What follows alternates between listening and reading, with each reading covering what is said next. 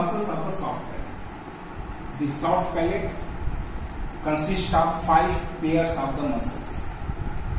These muscles are present in this diagram. These muscles are tensor veli palatini. This one number, it is the tensor veli palatini muscles or tensor palati muscles. Then levator veli palatini muscles or levator palati muscles. Number 2, present on the both sides. Then it is the musculus uvuli. Number 3, this diagram, it is the musculus uvuli. Then it is the palatopharyngeus muscles. These palatopharyngeus muscles, these muscles, it is the muscle of the soft palate, as well as it is the longitudinal muscles of the pharynx also.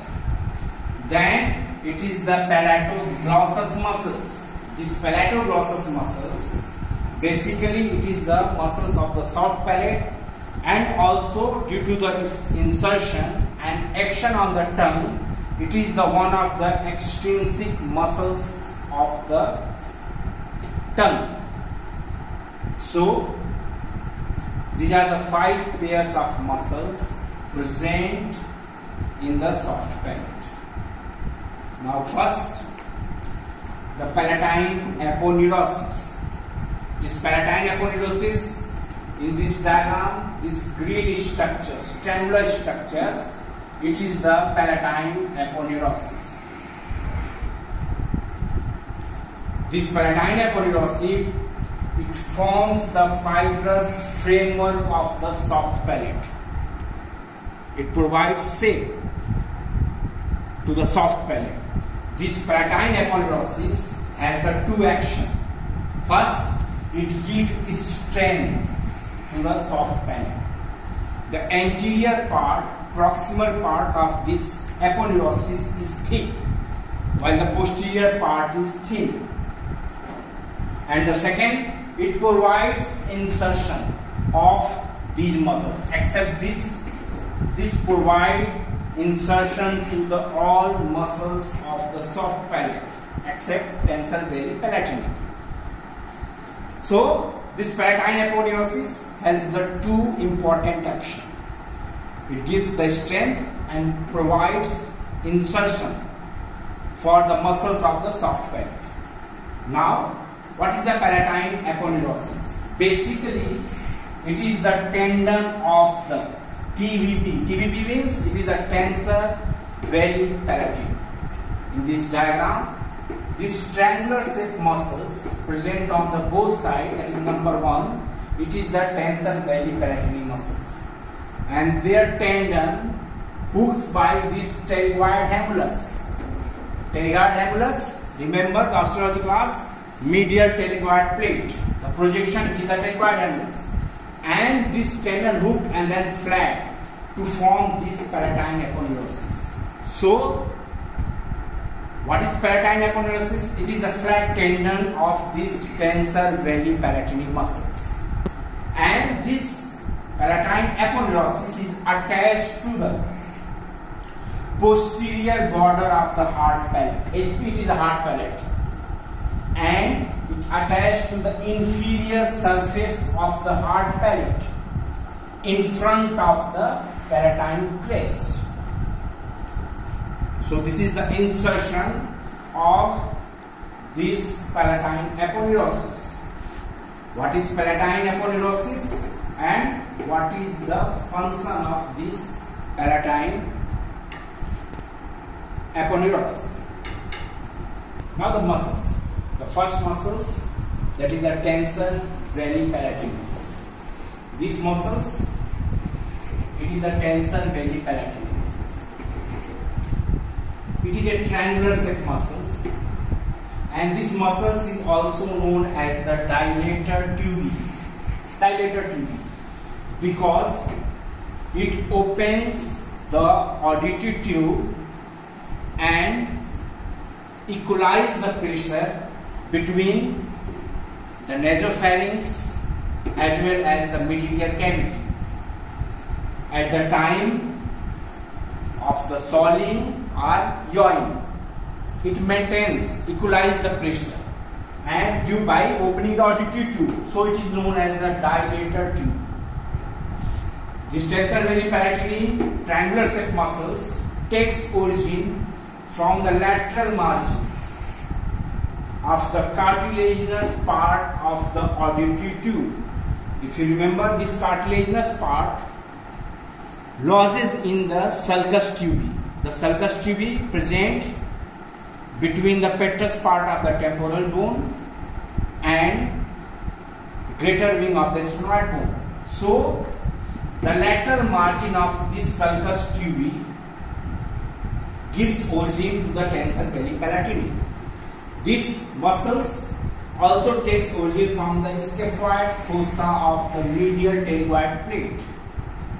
At the base, the posterior border of this medial pterygoid plate bifurcate and form the scaphoid fossa. So it takes origin from the scaphoid fossa, and also it takes origin from the spine of the sphenoid. So this tensor veli palatini, simply say, takes origin from the base of the skull. Then its insertion. This muscle chain turns into a tendon that runs downwards and the medially and hooked by this pterygoid hamulus that is present medial pterygoid plane. And after hooking by these muscles, this bone, pterygoid hamulus, this chain runs forwards and change into the flat tendon, aponeurosis. That is the palatine aponeurosis. And it is inserted on the posterior border as well as inferior surface of the hard palate. So it is the tensor veli palatini that forms this palatine aponeurosis and inserted on the posterior border and the inferior surface of the hard palate. Now what is the action of this tensor veli palatini? The name indicates it tends the soft palate. The name of the tensor veli palatini or tensor palati muscles indicates it tends the soft palate. And we discussed earlier, it opens the auditory tube as it is attached to the lateral margin as well as the inferior aspects of this cartilaginous part of the auditory tube. So it dilates or opens the auditory tube at the time of the deglutitions or yawing and equalize the air pressure between the nasopharynx and the middle cavity. So this is about the tensor veli palatini. Now the next muscle, it is the levator palati or levator veli palatini muscles. In this diagram, this is the levator palati muscles. This is a pencil shaped muscles. Pencil shaped muscles. It follow the auditory tube, and along with the auditory tube, it passes through the space. We have learned in the pharynx, this space is known as the sinus of the Morgagni. By this space, these two structures, it is the auditory tube and the levator palati muscles passes. Now if you see the origin of this levator palati muscles, it takes origin from the medial margin of the cartilaginous part of the auditory tube. Now it is the difference between the levator palati and the tensor veli palatini. The tensor veli palatini takes origin from the lateral aspect of the cartilaginous part of the auditory tube or the sulcus tubi, while the levator palati takes from the medial margin of the cartilaginous part of the auditory tube.